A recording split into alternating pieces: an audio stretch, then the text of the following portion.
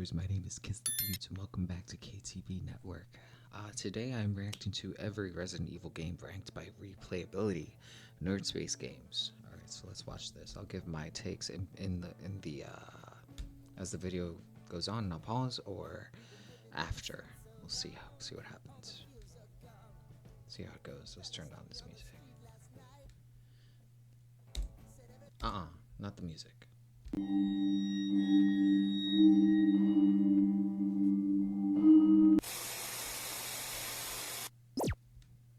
One of the best features about Resident Evil is the fact that a majority of the mainline games have a lot of replayability. Even though some of the entries of the series are linear stories, Capcom usually tries to find exciting ways to motivate us to replay our favorite games of the series again and again. Resident Evil 4 is whether a that's fun via game to custom changes, replay. unlockable modes, or branching narratives. Something about our favorite Resident Evil game keeps drawing us in to revisit it multiple times. I would say 4, 5, and 6. 7 is too scary to replay.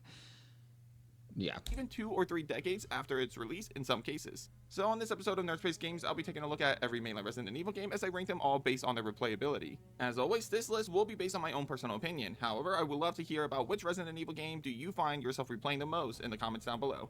Also, when I say mainline entries, that means I'll be focusing on the numbered entries, the remakes, the Revelation games, and Code Veronica. And in most cases, I'll be ranking the remakes and the original entries of the series as a single entry. There is one exception to this rule, but we'll get to that later on. Before we get started though, if you haven't already, please consider subscribing to the channel for more survival horror content. Also hit that like button if you enjoyed today's topic. Anyway, my name is Ruben with Nerd Space Games, and this is every Resident Evil game ranked by replayability. Let's get it. There are 13. Number 13, Resident Evil Revelations. When I think about the games that I replayed the least, the first Revelations game is the first one that comes to my mind immediately. While I definitely don't think it's worse than RE6 or even the second Revelations game, there's unfortunately not a lot of things about this game that makes me want to revisit it more than every other year, to be honest. That was a fun one-dimensional, game. And it feels like it's an espionage game versus a survival horror game, complete with terrible side characters that take up way too much time when they are on screen. Was that her name? Not Rebecca. The other one that's on Chris's. Let me know in the comments what her name was. She was so annoying. Jessica. I remember her name. Jessica. Oh, you bitch. She never did anything. She was always flirting. She was jealous of Jill. Ugh. And while the gameplay is actually pretty good, and it's a step into a more horror-focused setting compared to other entries like RE5 and RE6, there's not really anything interesting that draws me back into it. The costumes suck, minus the samurai outfit for Keith, the enemy types get a bit repetitive halfway through the game, and the fact that you're almost always paired with another character, yet there's no local or online co-op available. Yeah, Revelations unfortunately doesn't do much to increase replayability. I will say though that Revelations and a sequel does deserve some brownie points for its raid mode. Number 12, Resident Evil 6. So when I first started to make this list, I actually thought Resident Evil 6 would be because that used to be one of my favorite games to revisit, and yet it's become one of the games I will never come back to again because I've played it so much. So I kind of agree with this. The bottom of my list. I mean, the game is my least favorite mainline RE game, and the fact that it's 20 hours long, I really find it hard to revisit this game. Still, at least Resident Evil 6 does try a little harder than Revelations does in terms of replayability, hence why it moved up a single entry on today's list. But Ada's storyline is the most entertaining. Unfortunately, that's about as high as I can move Resident Evil 6 because it's still a game that I really don't like to replay that often. The biggest issue comes from the extremely long campaigns. With 4 main campaigns, each of which take up around 5 to 8 hours, Resident Evil 6 is not a simple game that you could just play and finish in a couple of days. It's a process to get through Resident Evil 6, and because of the bullet sponge boss fights, long drawn out cutscenes, and extremely repetitive enemy types scattered throughout each campaign, playing through the entire game all over again, even over a decade after its release, is just something that seems more like a chore to me. Still, the Mercenaries mode is one of the best in the series, and the different versus modes add some replayability as well, like Agent Hunt mode, but these additional modes died over time due to less and less fans playing Resident Evil 6 all of these years later and the lack of crossplay. Number 11, Resident Evil Revelations 2. A lot of the same issues that Revelations 1 had could also apply to Revelations 2. The episodic feel still takes the player out of the immersion. Yeah, that was a solid game. And there's not a single costume that I like in Revelations 2. Still, there's a few features about Revelations 2 that help it be a little bit more replayable than Resident Evil 6 and the first Revelations game. First off, the combat system in Revelations 2 was relatively smooth. The story wasn't as drawn out as the first Revelations game, and it felt more in line with the horror roots that the Resident Evil franchise was built upon. But probably the biggest aspect of Revelations 2 that helps it stand above the first Revelations game in terms of replayability comes from having better bonus modes. Revelations 2 features additional episodes, a more improved raid mode, and my personal favorite, invisible enemy mode that adds a much more challenging and unique experience when we're playing through the main story of the game. Number 10, Resident Evil 3 Remake. Comparing myself to a lot of fans of the Resident Evil franchise, I honestly can say that I'm probably in the minority when it comes to my feelings about Resident Evil 3 Remake. While I do think it's a bad remake and it's not perfect, Resident Evil 3 is still a relatively fun game that I do find myself replaying a good amount of. I don't find myself revisiting it. Once was enough for me because there's just isn't much to do, and it's very linear. There was a lot cut out from the original material, and it's just, eh. Although it's worth mentioning that a big reason why I replayed so much comes from the fact that it's an extremely short game that can get through in a few hours or less. Perhaps The cutscenes are pretty awesome and the combat is extremely smooth with the dodge mechanic being improved drastically, but overall Resident Evil 3 Remake is just so replayable because of how easy it is to play it all the way through in one sitting. When looking at the features in the game, there's not too many things that add replayability. There's additional modes that increase the difficulty level, but outside of enemies being stronger, these modes don't really change up the game much like the invisible enemy mode or the madhouse mode seen in other Resident Evil games. Also, Resident Evil 3 Remake is surprisingly bad when it comes to unlockable costumes. This is actually pretty shocking because 1, the original game had tons of unlockable costumes for Jill, including a Dino Crisis outfit, and 2, Resident Evil 2 Remake actually did a pretty solid job with unlockable costumes. Yeah, all RE3 Remake did was give Jill her RE1 costume and both Jill and Carlos their original costumes from RE3 Nemesis, though they even fucked that up when it came to Jill's costume as well. The last two remaining things that add replayability are the in-game shop and the bonus game Resistance. However, I don't think it's fair to really count Resistance that much as it pretty much died immediately after launch, and Capcom stopped supporting the game with updates within the same year it launched. Because they know they've done fucked up. I wonder if they'll have a remake for, excuse me for cursing, but I wonder if is actually one of the more challenging Resident Evil games out there. The learning curve of this game is brutal. Great game. But if you were following me playing Resident Evil Code Veronica, you know it pissed me off. I can't come back to it. As you can easily find yourself stuck. I'm waiting for the remake. And forced to load older saves in order to manage resources better so that you can take down difficult enemies later on in the game. This difficulty curve is actually one of the things that make replaying Code Veronica a little less enticing than other entries of the series that rank higher on today's list. Then when you add in the fact that this game is one of the last remaining mainline games that have yet to see either a remake, remaster, or even the famous seamless HD project and rebirth treatment, yeah, Code Veronica is in a less than ideal state than most Resident Evil games out there today. Regardless of that fact though, Code Veronica is a game that I find myself playing at least twice a year. Between the classic survival horror vibe of the game, the only game in which we see the Redfield siblings team up together, and a story that builds up the lore of the franchise more than most other entries of the series, Code Veronica is still a fun experience for fans of classic survival horror, and it's a game that I'll continue to replay over and over again as the years tick by. Number 8, Resident Evil 5. When it comes to RE5, there's a lot of elements that keep players entertained enough to revisit this game multiple times. In fact, I have a friend out there that claims that this is their favorite video game of all time, no lie. For one, the combat is extremely smooth and easy to get used to. Sure, the whole no aiming while moving thing could be annoying at times, but other than that, the combat in Resident Evil 5, especially against the boss fights, is pretty fantastic. Actually, the gameplay of Resident Evil 5 is why the Mercenaries mode is one of the best in the series. Then you have the final reunion between Chris Redfield, Albert Wesker, and Jill Valentine, 3 main characters that have been around since the very beginning of the Resident Evil franchise. Also, Sheva is one of the most underrated main characters of the series to the point where fans are constantly begging Capcom to bring her back. As for unlockable content DLC, RE5 has a handful of them that just keeps pulling players back again and again. Some people want Zoe Saldana to play her, which I don't mind, because I can see it. You have one of the best story-based DLCs. Let me know who you think should play Sheva. Of the franchise in this game, Lost in Nightmares. You have tons of unlockable costumes for both Sheva and Chris, including throwback to previous games and other characters of the franchise. And you have an online co-op in both the main story of the game and Mercenaries, which allows players to play the game with friends. Of course, the drawback to this game being built with multiplayer in mind leads us to one of the biggest flaws in the game, the support character's AI. But we don't talk about that, now do we? Number 7, Resident Evil 0. When it comes to RE0, the classic survival horror gameplay mechanics complete with fixed camera angles, yet modern graphics, makes this game extremely easy for me to jump into every now and then. Underrated, and considering that Rebecca Chambers is now in my top 3 favorite characters of the franchise, only behind Chris and Jill, this being the only game in which she's the main protagonist, motivates me to replay this game more than most fans of the series. You also get a ton of additional features that increase replayability. You have a bonus game called Leech Hunter, a lot of different unlockable costumes for Rebecca Chambers, and my personal favorite feature, Wesker mode. Yet despite all of that, Resident Evil 0 has one major flaw that unfortunately makes playing through the game a major pain. That, of course, being the lack of an item box. While there have been plenty of action horror entries of the series that don't feature an item box, like the original Resident Evil 4 and Village, Resident Evil 0 attempts to do something different by giving us a survival horror game with limited inventory space, but nowhere to store key items that we don't need right away. For this reason, RE0 causes the player to backtrack a lot more than your traditional Resident Evil game, to the point where even future playthroughs of the game can become tedious and boring at times. Still, I personally love Resident Evil 0, and for that reason, I find myself revisiting it a lot more than I probably should, hence why it makes it so high up on today's list. Number 6, Resident Evil Village. While I personally rank Village pretty low on my own rankings of the RE franchise, it's hard to deny the fact that Village is definitely one of the most replayable games of the series. And no, it's not just because it's probably the best looking game of the series, but that's definitely a bonus. For one, Village has a handful of features today that can motivate players to replay the main story alone. The Village of Shadows difficulty challenges players more than the hardest difficulty. I really enjoyed gamers using the fly swatter on Lady Dimitrescu on the back of her difficulty in most Resident Evil games. Unlockable weapons like the double-bladed lightsaber allows a player to experience the main campaign in a completely different way. And the newest feature added to the game a year after its initial release, there is third a to most Resident Evil lightsaber? games. Unlockable weapons like the double-bladed lightsaber allows a player to experience the main campaign in a completely different way. And the newest feature added to the game a year after its initial release, third-person mode, allows the game to be played in the same way as the modern remakes of the Resident Evil series, like RE4 Remake. Then when you throw in one of the best stories of the series, exciting boss fights and gameplay mechanics, series icon Chris Redfield, and the Shadows of Rose DLC, then it's not too surprising to see why Village ranks just outside of my top 5 most replayable Resident Evil games. Yeah, a lightsaber. Number 5, Resident Evil 7. No. From one first-person Resident Evil game to another, RE7 claims the number 5 spot on...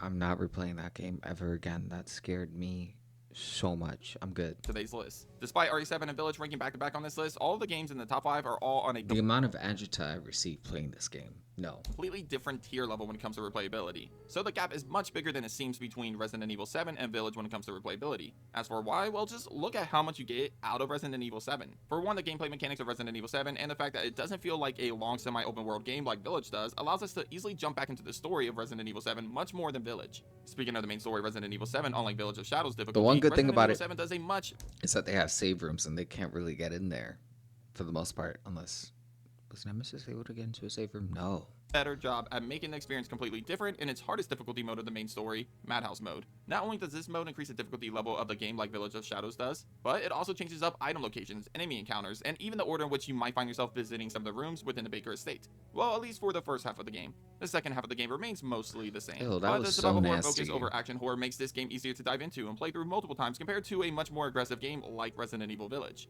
Then when you add in all of the additional post-game content modes like Ethan Must Die, 21, Not a Hero, End of Zoe, and every other additional DLC and mode in this game, then it's pretty clear to see why Resident Evil 7 claims a spot in the top 5 games of the franchise in terms of replayability. Okay.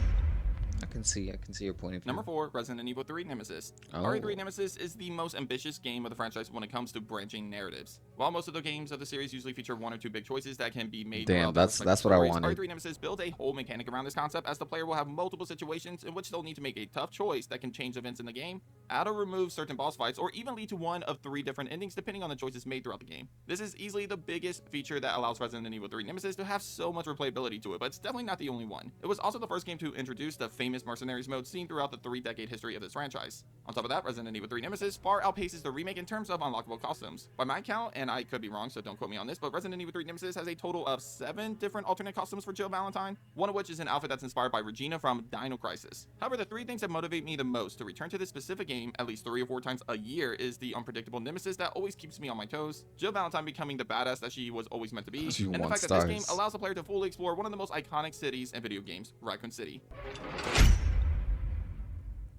Number 3, Resident Evil 4 and its remake. If I were a betting man as to which game in this iconic franchise would claim the number 1 spot for most... I already know that the Resident Evil 1 is either number 2 or number 1.